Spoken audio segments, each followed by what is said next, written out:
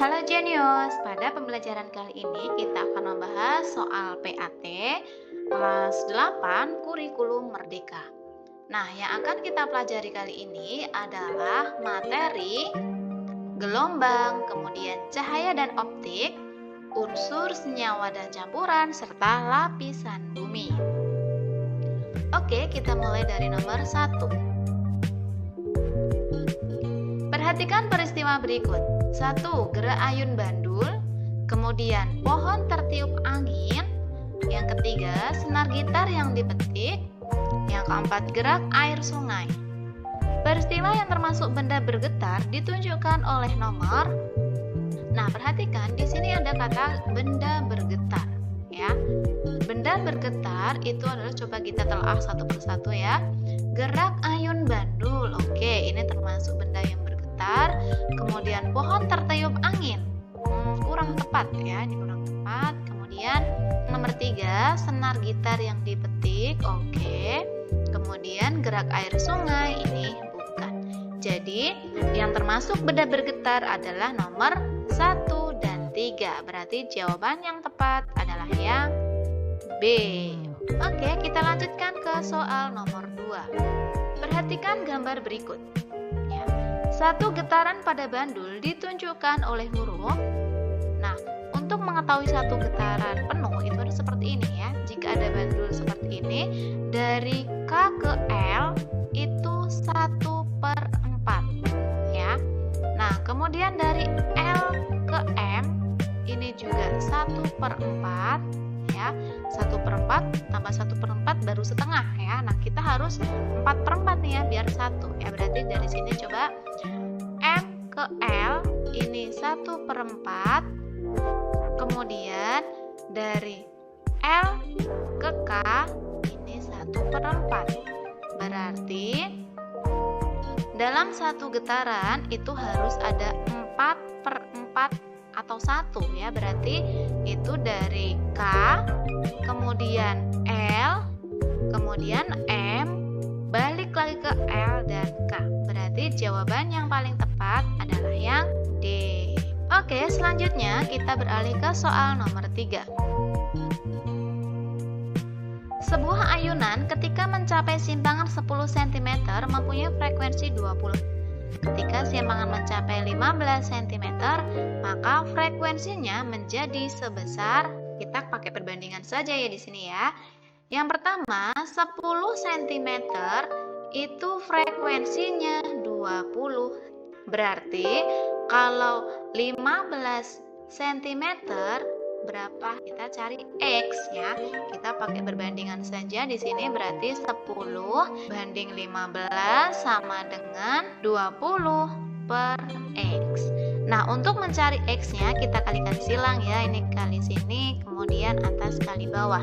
10 kali X sama dengan 10X. Lalu 15 kali 20, 15 kali 2 kan 30. Kemudian ditambah nolnya 1 berarti 300.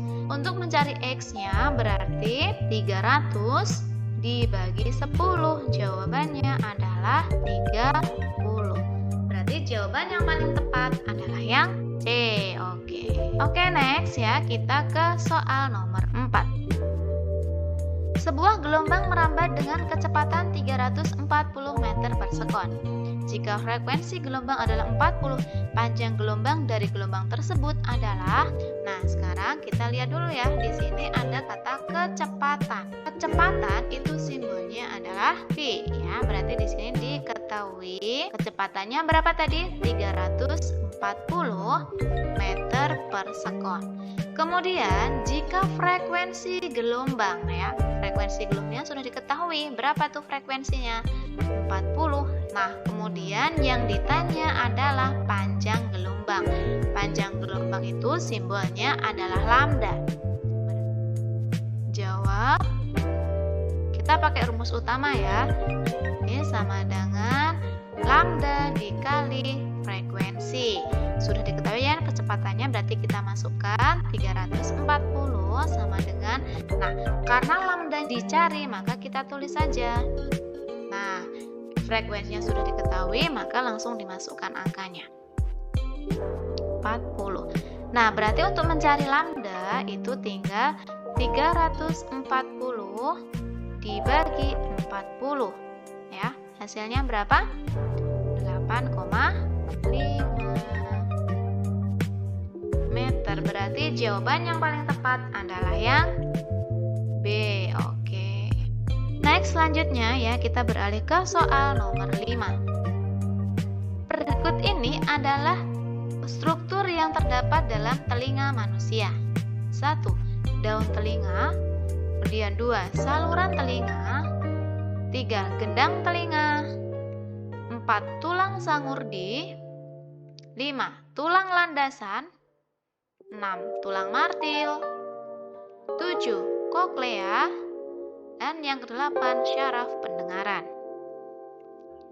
Setelah gelombang bunyi sampai di telinga, agar bunyi dapat didengar, getaran berturut-turut melalui struktur nomor nih ya. Nah, jadi untuk kita bisa mendengar itu bunyi pertama melalui daun telinga dulu ya. Ini nomor 1. Kemudian habis itu ke saluran telinga. Habis itu kita ke gendang telinga. Lalu ke tulang martil, ini ya nomor 4. Kemudian baru ke tulang landasan. Terus kemudian ke sini ya, tulang sangurdi, ini nomor 6. Baru kita ke koklea nomor 7. Dan yang terakhir ke saraf pendengaran. Berarti jawaban yang paling tepat adalah yang B ya, di sini. 1, 2, 3, lalu ke 6, ke 5, 4, 7 dan 8. Oke, next selanjutnya kita beralih ke soal nomor 6. Berikut merupakan jenis-jenis bunyi yang dapat didengar oleh makhluk hidup kecuali A. Infrasonik, B. Audiosonik, atau C. Ultrasonik, atau yang D. Elektromagnetik. Nah, perhatikan di sini ada kata kecuali. Kecuali adalah yang mana? Yang D. Elektromagnetik. Nah, kalau infrasonik berarti dia frekuensinya kurang dari 20 Hz, kemudian audiosonik 20 sampai 20.000 Hz, sedangkan ultrasonik itu lebih dari 20.000 Hz. Oke, next kita ke soal nomor 7. Pensil yang ada di dalam gelas berisi air tampak patah. Fenomena pada gambar di bawah terjadi karena A. Cahaya dapat dibiaskan, atau B. Cahaya dapat dipantulkan, C. Cahaya merambat lurus, atau yang D. Cahaya merupakan gelombang elektromagnetik. Nah, kata kunci di sini adalah nampak patah. Ketika pensil ini nampak patah, itu merupakan contoh dari sifat cahaya dapat dibiaskan. Oke, next kita ke soal nomor 8. Bagian mata yang mengatur jumlah cahaya yang masuk ke dalam mata adalah A. Syaraf mata, atau B. Kornea, kemudian C. Pupil, atau D. Iris. Nah, kata di sini kata kuncinya adalah mengatur jumlah cahaya. Itu adalah fungsi dari pupil ya. Berarti jawaban yang paling tepat yang C.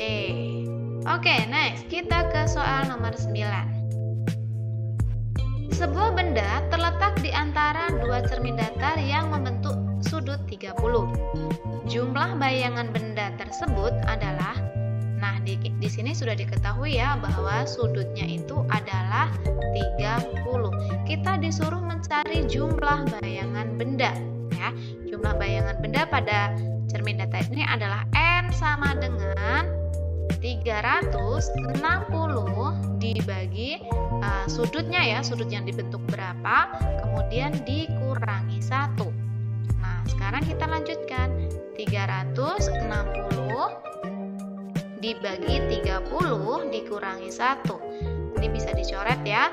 Jadi 36 dibagi 3 itu 12. 12 dikurangi 1 sama dengan 11. Ya, berarti jawaban yang paling tepat adalah yang B.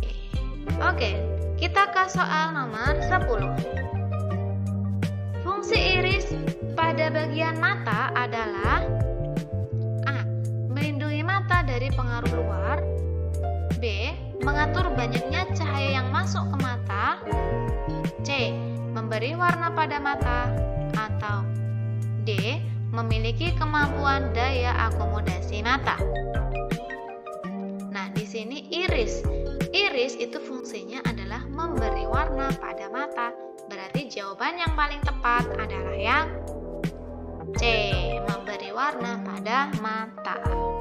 Selanjutnya kita ke soal nomor 11. Alat yang berfungsi untuk mengamati objek yang ukurannya sangat kecil sehingga mata manusia tidak akan mampu untuk melihatnya adalah alat yang ditunjukkan oleh nomor. Nah, di sini kata kuncinya adalah ukuran sangat kecil. Kita tidak bisa melihat benda yang ukurannya sangat kecil tanpa menggunakan mikroskop. Nah, di sini alat yang namanya mikroskop itu ditunjukkan oleh gambar B ya. Nomor selanjutnya. Sebuah mikroskop sedang digunakan oleh siswa. Jika siswa tersebut mengamati objek dengan lensa objektif yang perbesarannya 40 kali, sedangkan pembesaran lensa okulernya 10 kali, maka pembesaran bayangan objek yang dilihat adalah A. 300 kali, B. 400 kali, C. 500 kali, atau D. 600 kali. Nah, kita lihat dulu nih ya, di sini diketahui, kita tulis dulu. Diketahui di sini ada MOB. OB itu adalah objeknya ya, lensa objeknya berapa di sini? Ada 40, berarti MOB-nya itu 40. Lalu ada juga pembesaran lensa okuler, kita tulis MOK. Ya, MOK-nya berapa di sini? Ada 10 kali. Kemudian ditanya perbesaran bayangan objek, berarti ditanya M total. M total. Nah, caranya untuk mencari M total itu adalah MOB dikali MOK. MOB-nya sudah ketemu ya, berapa tadi MOB-nya? 40. Kemudian MOK-nya 10, berarti 40 kali 10 sama dengan 400. Jawaban yang paling tepat adalah yang B. Oke, kita ke soal nomor 13. Berikut merupakan sifat suatu unsur, antara lain adalah A. Elektron dan korosivitas.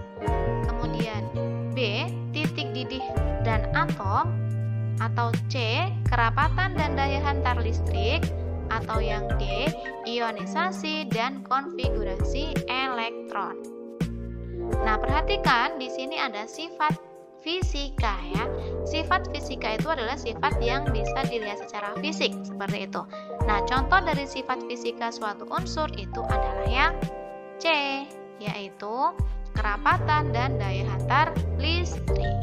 Oke, kita lanjut ke soal nomor 14. Kelompok zat-zat di bawah ini yang merupakan unsur yaitu A. Raksa, hidrogen dan udara.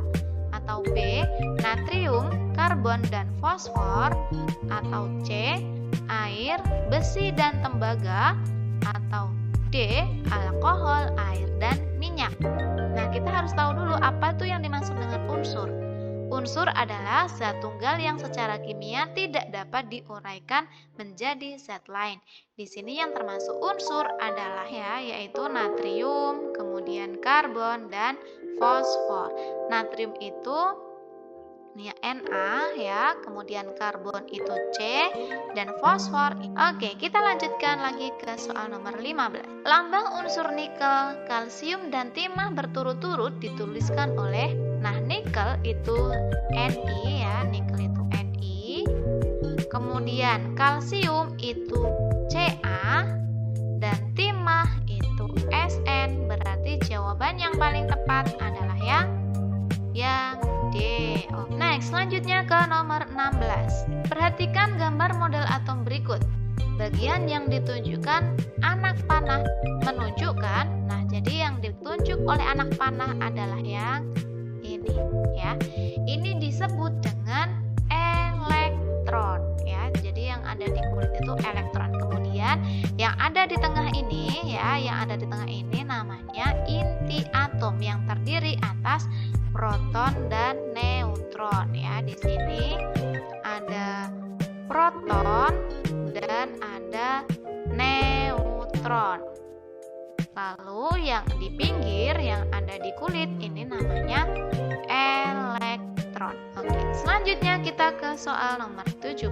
Pasangan unsur dan senyawa berturut-turut yaitu, nah di sini pasangan unsur dan senyawa yang tepat adalah yang C ya, AR dan N2.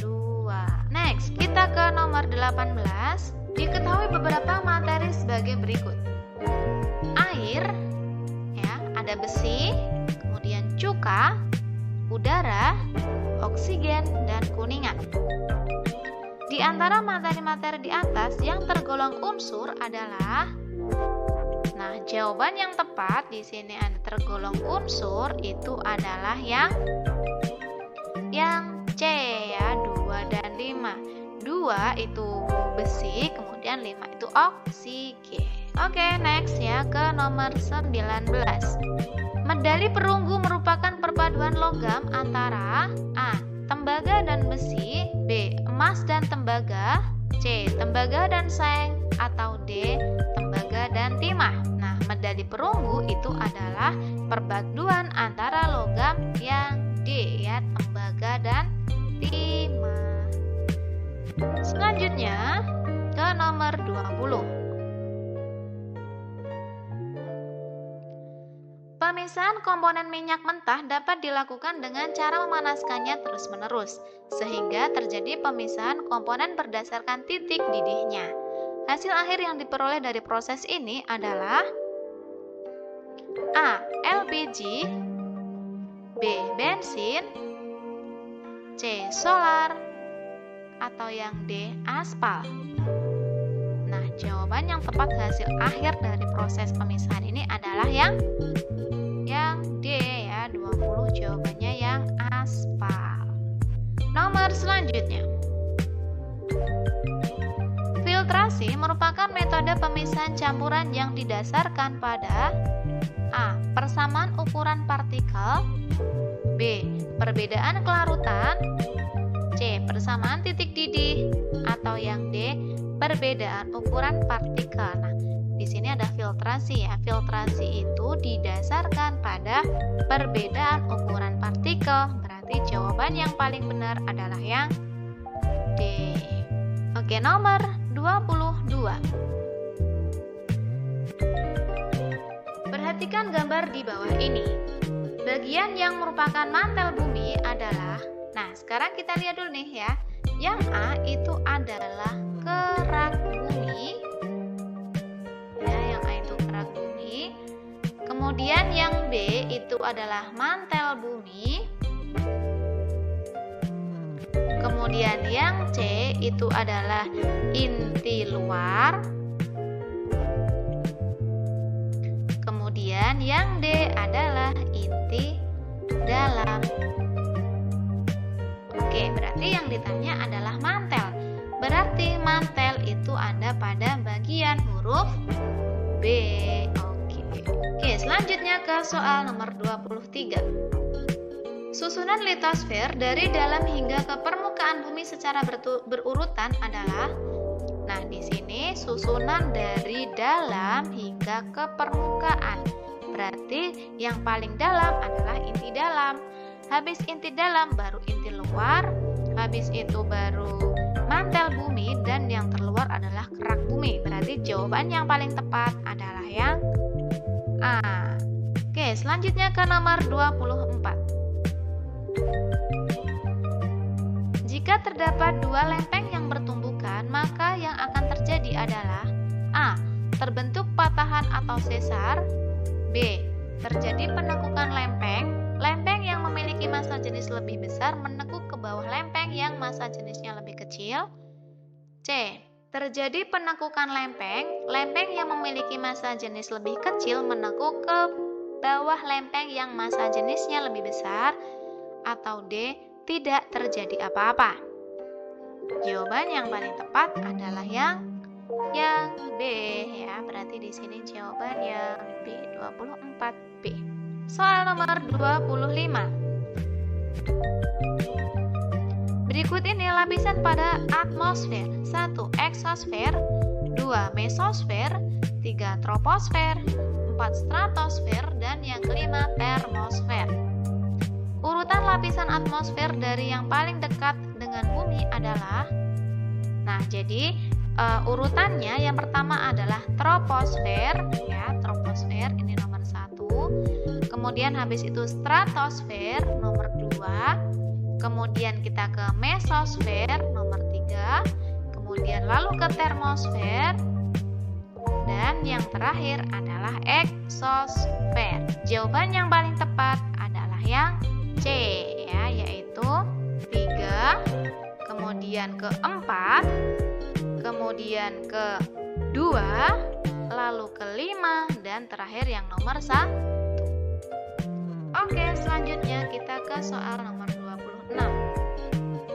Gempa yang terjadi di dasar laut terkadang dapat menyebabkan gelombang pasang yang dapat menerjang pantai disebut A. Tsunami, B. Gempa tektonik, C. Gempa meteor, atau yang D. Gempa vulkanik. Nah, di sini terjadinya di mana? Di dasar laut ya. Jadi kalau di dasar laut itu adalah gempa tektonik, yaitu gempa akibat pergeseran lempeng bumi. Selanjutnya kita ke soal nomor 27. Hidrosfer mengalami 4 siklus. Di bawah ini urutan siklus yang benar adalah jawabannya yang D ya. Evaporasi itu adalah penguapan oleh air laut. Kemudian kalau transpirasi ini itu adalah penguapan pada tumbuhan ya, kondensasi itu pengambunan, dan presipitasi itu proses terjadinya hujan. Selanjutnya ke soal nomor 28. Siklus hidrosfer yang terjadi terus-menerus memberikan manfaat bagi kelangsungan kehidupan di bumi. Di antaranya adalah A. Ketersediaan air di bumi tetap terjaga, B. Terbebas dari polusi udara, C. Berkurangnya pemanasan global, atau D. Daya tarik gravitasi bumi semakin kuat. Nah, di sini adalah siklus hidrosfer ya. Hidrosfer itu adalah siklus air. Itu menyebabkan apa? Yang A. Ketersediaan air di bumi tetap terjaga. 29. Berikut ini yang merupakan fungsi dari lapisan ozon di atmosfer adalah A. Melindungi bumi dari cahaya matahari, B. Melindungi bumi dari sinar ultraviolet, C. Mengatur suhu bumi, atau yang D. Sebagai pemantul gelombang radio.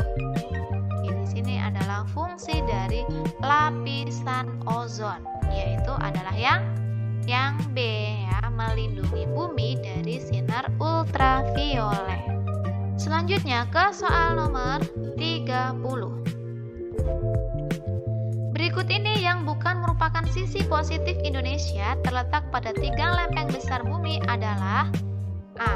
Kaya minyak bumi, B. Rawan letusan gunung berapi, C. Kaya kandungan logam, atau D. Kaya kandungan mineral dan gas. Nah, perhatikan di sini ada kata bukan ya.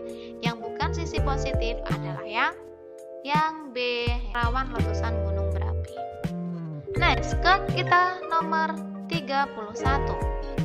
Lapisan yang berfungsi sebagai selimut bumi dan mengandung silisium, aluminium, dan magnesium adalah A. Atmosfer, B. Mantel bumi, C. Kerak bumi, atau D. Inti bumi.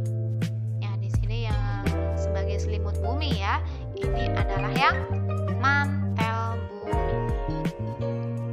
Selanjutnya, lempeng tektonik yang bertemu di wilayah Indonesia adalah pertemuan lempeng A. Eurasia, Indo-Australia dan Pasifik. B. Pasifik, Nazco dan Arab. C. Filipina, Eurasia dan Nazco. Atau D. Eurasia, Afrika atau Indo-Australia. Nah, jawaban yang paling tepat adalah yang A ya, yaitu Eurasia, Indo-Australia dan Pasifik. Sebelum meletus, gunung akan menunjukkan beberapa tanda-tanda yang dapat diamati. Berikut ini yang bukan merupakan tanda-tanda akan meletusnya gunung adalah: A. Naiknya suhu di sekitar kawah. B. Terdengar suara gemuruh dalam tanah. C. Munculnya sumber-sumber air. Atau D. Terjadi gempa halus. Di sini ada kata bukan ya. Yang bukan tanda-tanda gunung meletus adalah yang C, yaitu munculnya sumber-sumber air. Pertemuan lempeng yang ditandai dengan salah satu lempeng menghujam ke lempeng yang lain dinamakan: A. Zona divergen. B. Zona konvergen. C. Zona induksi. Atau D.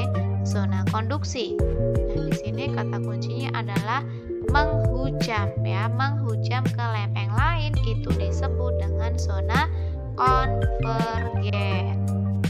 Oke, ke soal nomor 35. Erosi didefinisikan sebagai proses pengikisan bagian tertentu di muka bumi.